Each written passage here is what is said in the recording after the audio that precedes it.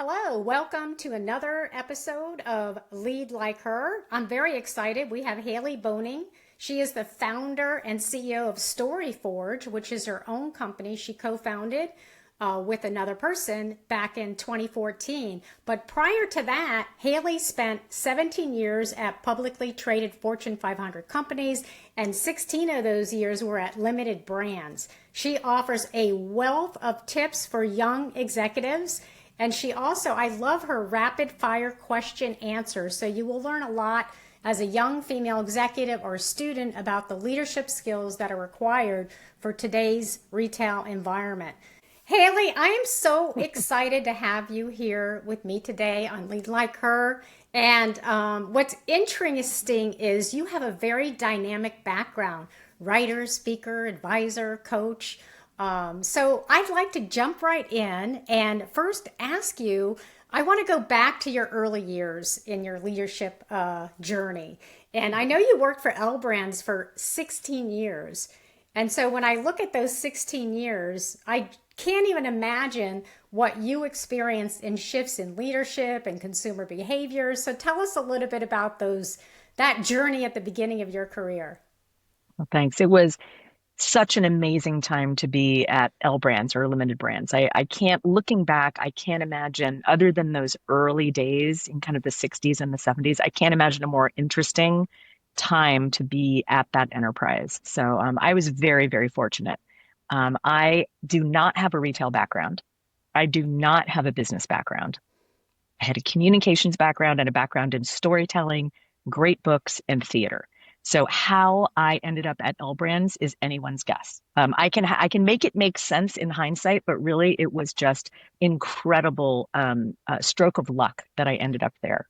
And that was back in 1997. So I was a young person. I'd never worked in a corporate environment before, and I was completely and totally unprepared for the job that I was there to do.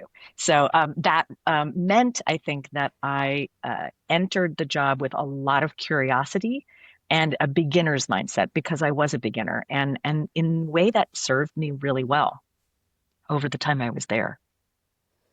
That's So amazing. So back during that time in the late 90s, right?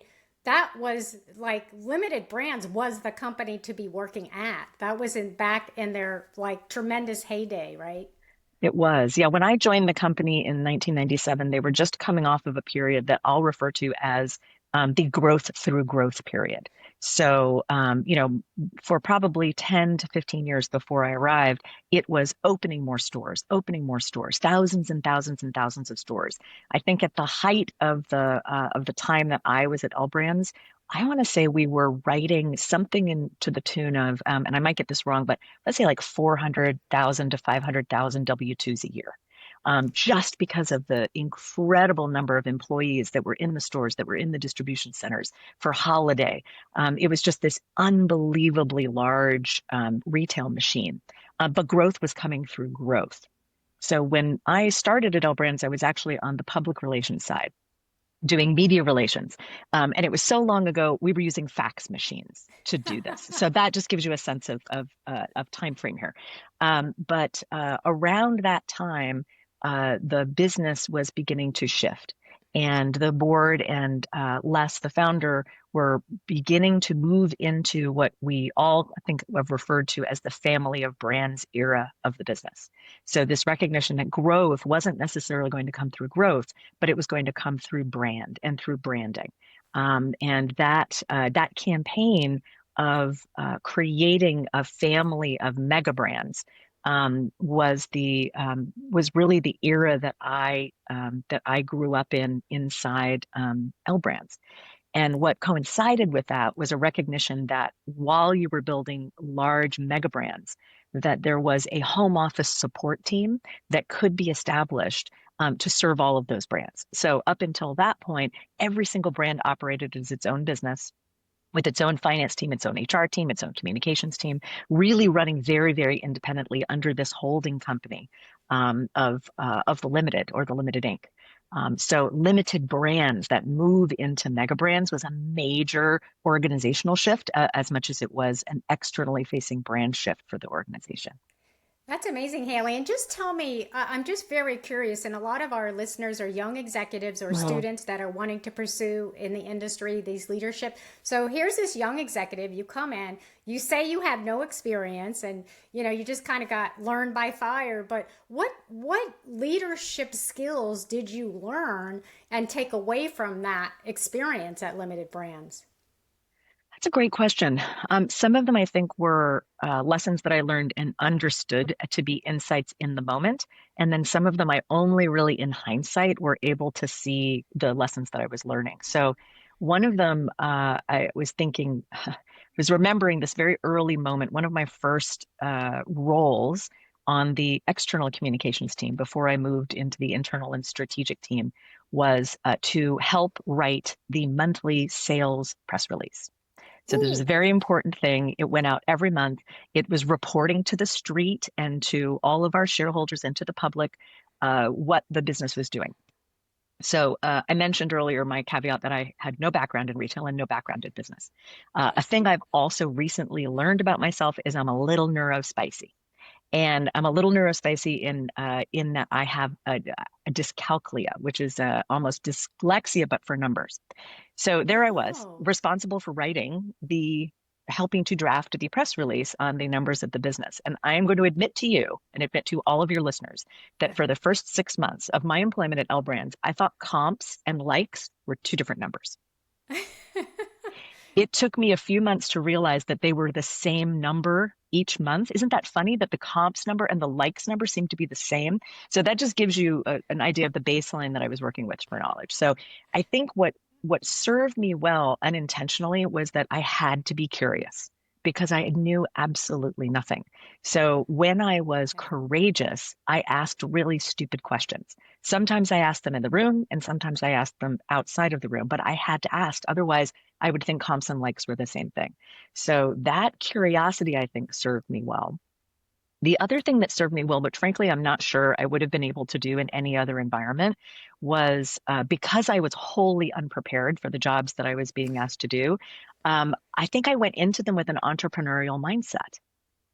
And the Interesting. business, even though it was, it had the longest serving founder, chairman, CEO in the Fortune 500 at that time, even though it was a Fortune 500 company, there was an entrepreneurial mindset in that business that appreciated other entrepreneurial mindsets.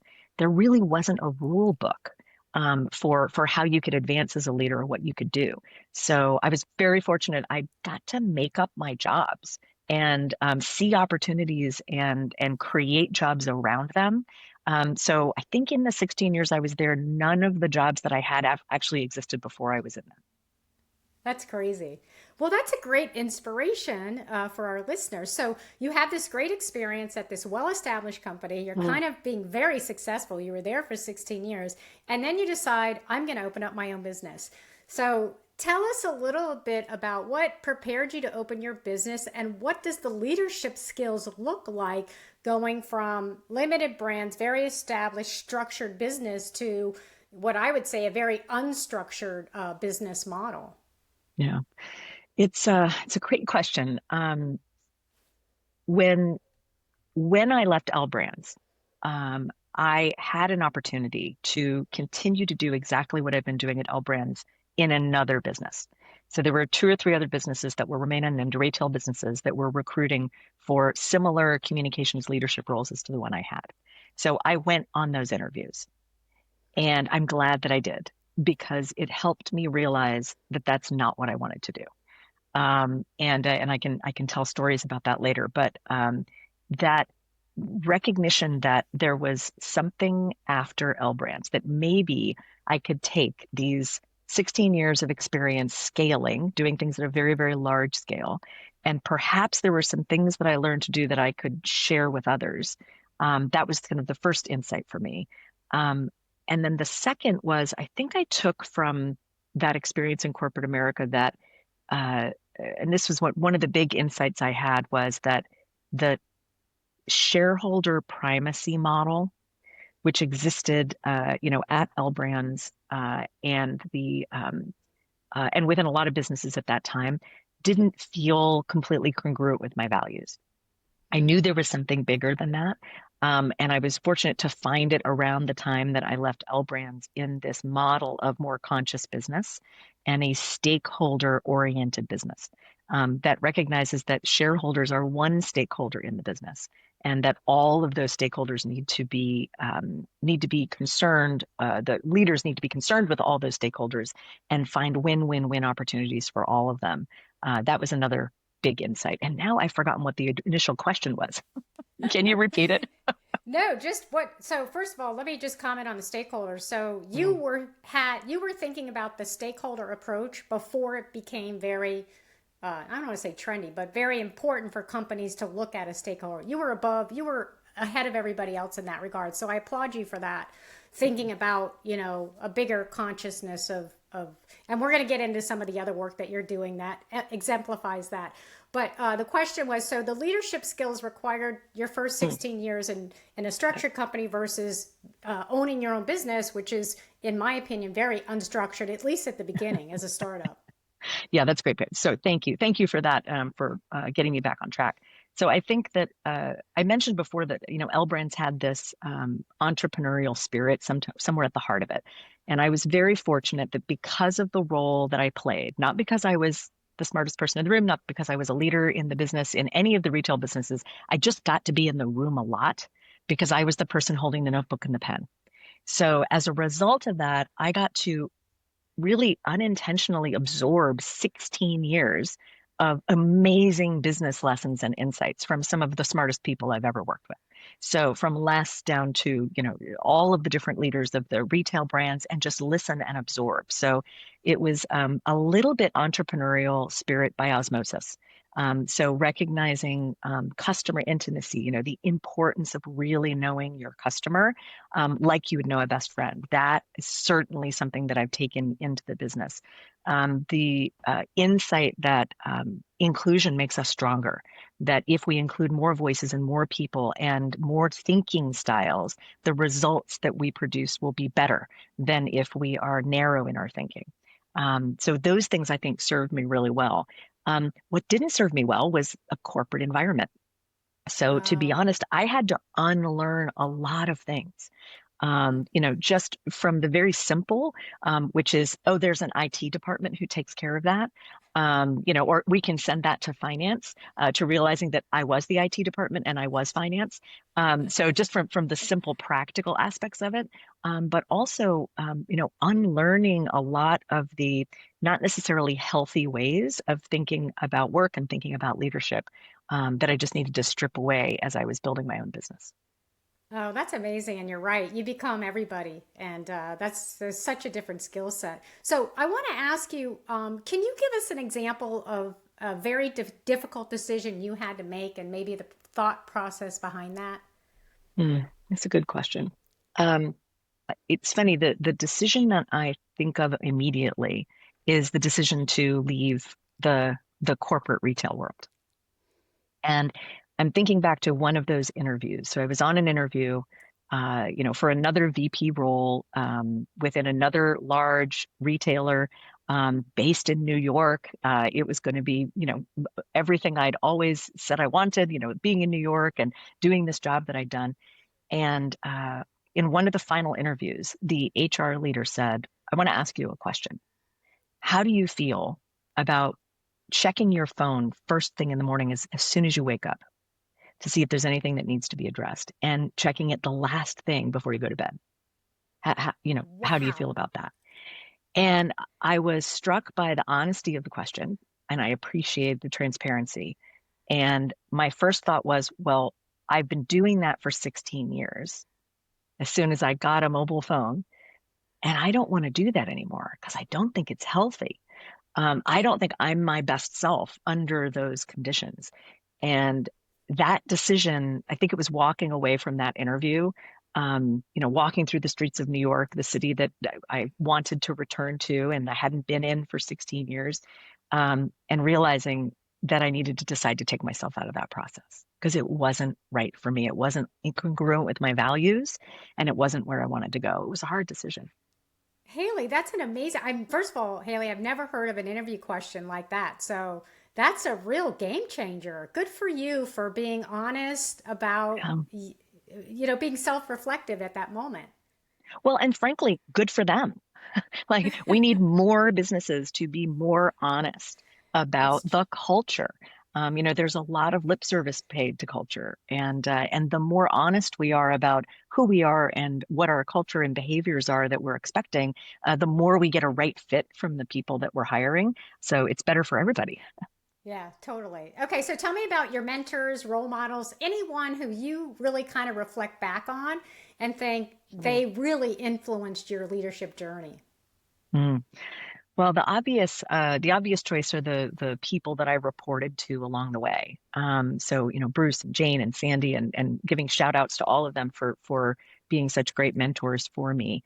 But one of the first people that I reported to within that structure, actually there are two. One was an anti-role model, and one was a role model, and I think they're both important. So when you are a young person in business, it's almost as important to have the boss that shows you how you do not want to lead. Absolutely. So I won't say any more about that, only to say I hope that I demonstrate a different kind of leadership than what I experienced in my early years of being an employee.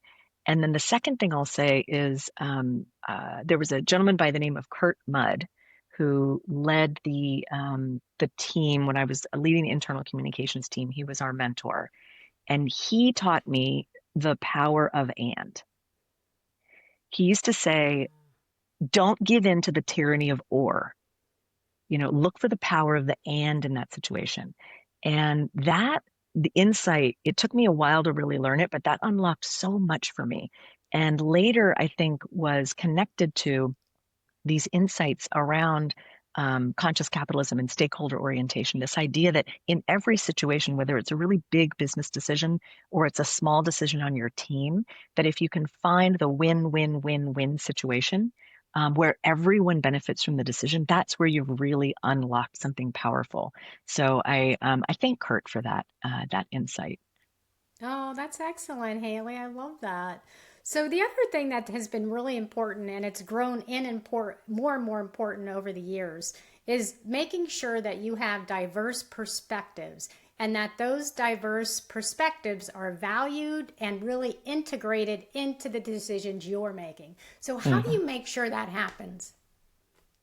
Yeah, it's really, really important and increasingly more important, I think, especially in this world where we are physically disconnected from each other more than we ever have been. So I think the first step is to ask, who are we serving in this particular situation? Who are our stakeholders? And are they in the room? How are they in the room? So the best thing is to actually have them in the room. Do you have people representing all the different perspectives that you need? Do you have people who have excuse me, do you have people who have the different experiences that you're looking for, the different, have played the different roles that you need to be weighing in on the decision that you're making? So first create the map and then figure out how to bring them in. And sometimes that's physically bringing them into the room. And sometimes it's going out and collecting those insights that you need before you come together to make a decision, to make sure that you have that in your framework for thinking. Oh, love that. So, is there do you have like a motto or a quote or a mantra or something that kind of guides you through your leadership journey? Yes, I do. I've had a few. I would say the first one, and this is timely because my friend Linus O'Brien is just coming out with a documentary about his dad and the film that his dad put out many, many years ago that you might have heard called The Rocky Horror Picture Show. Oh And my gosh. I one love the of Rocky Horror the Picture Show. yeah, it was a guiding light for me as a kid who felt like she didn't belong. And one of the songs in that is "Don't Dream It, Be It." And that, as a young person, that was one of my mantras. Don't just sit around dreaming it, actually be it. Do what you need to do to be the thing that you want to be. Um, but the mantra that comes to mind that's more recent is a few years ago, I was asked to teach a class at Jewish Family Services in Columbus, Ohio, where Storyforge is based. And after I taught the class, I got a card, a thank you card. And on the front of the thank you card, and I still have it here on my wall. So thank you, Malka, for that card. It is a quote from Rabbi Hillel, who was a Jewish scholar. And the quote is, "If I am not for me, who will be? If I am only for me, what am I? And if not now, when?" So, three very simple reminders. One, that I have to take care of myself. I have to consider myself, take care of myself first. But if I am only concerned with myself, what am I?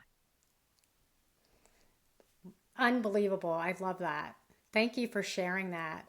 That's amazing. Something, a mantra we all could live by. What do you think are some of the barriers specifically that hold young women back from rising to the top of their fields? Hmm. Yeah, the barriers are both obvious and hidden. I think of them in the three circles of control. There are things that young women in business right now can't control. There's systemic racism and systemic sexism. We have to recognize that that exists in our structures and do everything we can to dismantle that. And then I think about the two other circles, our circle of influence, the things that we have in our control to influence, and then the actual things that we can control. So especially when I'm talking with young women in business who are struggling, I ask them to think about those circles. What are the things that they completely control? And one of those things is how they show up in the moment, how they react, in situations, especially difficult and challenging ones, how they are as a peer and as a leader of themselves and a leader of other people. And then what their influence is, how can they influence the cultures that they're in? I think about the incredible effort and changes that we've made over the last couple of decades in making the workplace both a safer and a more supportive place for women. So I think my initial instinct is to look for the positive while recognizing that the negative is there and we need to find ways to dismantle it. Yes, we do. And by the way, our mission for the podcast is really to Mm, provide inspiration for future female leaders, but also to help any existing leaders in our industry to mm. succeed. But you have been very supportive of uplifting women, Well, both in our industry, but also you're the founding member of Matriots. Am I the saying that correctly? Matriots, yes. Like the Matriots. Patriots, but the Matriots, yes. Matriots, which is Ohio's first partisan PAC dedicated to electing more women to public office. So I have to know, because I think it aligns with our Lead Like Her series, what was your inspiration for the Oh. Matriots and what motivates you to continue to help others? Oh, thank you. Yeah, the Matrix is an organization that's very, very close to my heart. So I was incredibly honored to be asked to be one of the founding members of the organization. I think there are 500 men and women who, during that period, actually became founders and helped bring that organization to life. But it was founded by 7 women who, after the March on Washington in 2017, said, okay, we have to do something. And this may be an interesting correlation to your earlier question about women in the workplace. Because here was a group of women who were looking at the national and the international stage and saying, this is broken and it's wrong. And what can we do to fix it? And it would be very easy to throw up your hands and say, well, there's nothing I can do. And the women got together and they said, well, somebody should run for office. Well, I'm not going to run for office. Are you going to run for office? And I said, well, no, the national stage seems too big. So then they looked a little bit smaller and they said, well, what about the state of Ohio? This is where we live. And we know we have terrible representation of women in state government. If we can make a difference in Ohio, it can make a difference in the world. And so they really thought long and hard about how they could make a difference, who was already making a difference and in what ways, and where was that white space in the market where they could make a significant difference. And they realized it was funding women running for office. So raising money in a PAC to be able to support those women who were running for, seemingly insignificant sometimes local offices and local positions, which we know they're not insignificant. They're very significant. So I was on board from the moment I heard about it, and was very pleased to whenever I can kind of drop in and help them with their work. I think the way they go about their work is actually a wonderful lesson for other women in business who are looking to support women who are rising up in their organizations. One of their missions is to demystify the political arena so that women understand and can actually activate the power that they have. So that's a great advice. If you're a woman and you are in leadership, how can you demystify the culture, the organization, the politics, so that the younger women who report to you understand how it all works? The second thing they do is they celebrate, they support, and they endorse women who are willing to throw their hat into the ring to run for office.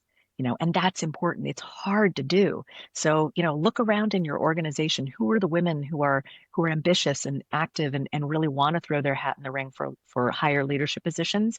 Support them, encourage them, give them what they need to help them grow and develop into that leadership. Haley, that's amazing. And I applaud you for the work that you are doing and helping to uplift more women in all matrix. I think that's great. And I think you're right. I think sometimes we think, how can we get to the CEO level when we should be thinking a little smaller and just go step by step, right? That's a great way Absolutely. that you looked at it from the political field. Yeah. Yeah. Well, think about, when I think back on L Brands, the number of leaders who started in the stores. You're thinking, well, this person's just working the cash wrap. That person working the cash wrap might be the head of stores later. That's So right. how can you help them grow into the kind of leader that you'd want to work for? So when I was very fortunate at L Brands when I became vice president of the internal communications team, I was promoted from a group of peers. Any of my peers could have had that role, and I would have been happy to work for any of them. So Oh. if you look at everybody on your team as a volunteer, and if you look at everybody on your team as your potential boss, how do you want the team to operate? What kind of culture do you want to create? That can be humbling.